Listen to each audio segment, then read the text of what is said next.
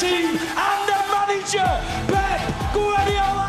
Manchester এখন নীল, শুধু এখন নয়, গেল কয়েক বছর ধরে শহরটাতে টানা উৎসব করে যাচ্ছে পেপ গার্দিওলার দল।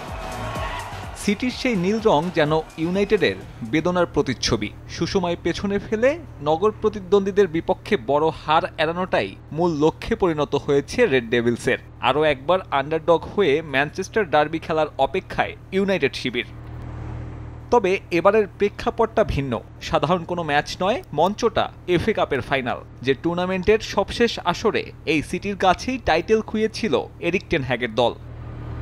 অবশ্য এবার এফএ কাপের ট্রফি ঘরে তোলাটা বেশ গুরুত্বপূর্ণ ইউনাইটেডের জন্য। পয়েন্ট টেবিলের ৮ নম্বরে লিগ শেষ করা দলটার সামনে ইউরোপিয়ান কম্পিটিশনে টিকে থাকতে একমাত্র উপায় এই ডোমেস্টিক টুর্নামেন্টের চ্যাম্পিয়নশিপ জেতা।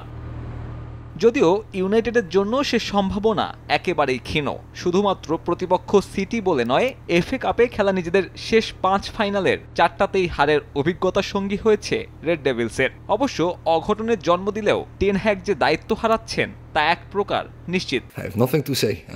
আমার কিছুই বলার নেই, আমি কেবল আমার কাজের উপর মনোযোগ দিচ্ছি, যেটা করতেই হবে, এবং তার মধ্যে প্রথম কাজ শনিবারের ম্যাচটা জেতা। ইউনাইটেডের ঠিক বিপরীত অবস্থাটা সিটির। টানা ৩৫ ম্যাচ অপরাজিত, হাতছানি দিচ্ছে ইতিহাসও। প্রথম দল হিসেবে ইংল্যান্ডের টপ টায়ারে টানা ২ মৌসুমে লিগ আর এফএ কাপ জয়ের সুযোগ। রেকর্ডের কথা মাথায় আছে গার্দিওলারও। এখনো কোনো দল টানা ২ বার প্রিমিয়ার লিগ আর এফএ কাপ জিততে পারেনি, কারণ এটা করা কঠিন। আমাদের সামনে সুযোগ রয়েছে এবং আমরা লন্ডনে ভালো পারফর্মই করতে পারবো। প্রতিদ্বন্দ্বী হিসেবে সবাইকে সম্মান করতে হবে, তবে আমাদের মনোযোগটা আসলে নিজেদের ওপর আর নিজেদের পারফরমেন্সে থাকবে।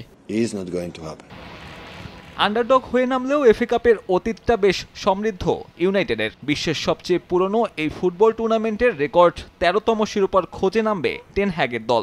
অন্যদিকে সিটি জিতলে হবে অষ্টম, আর তাহলে ৪৫ বছর পর এক মৌসুমে ২০ হারের লজ্জার রেকর্ড সঙ্গী হবে ইউনাইটেড শিবিরের। সাব্বির মিথুন, সময় সংবাদ।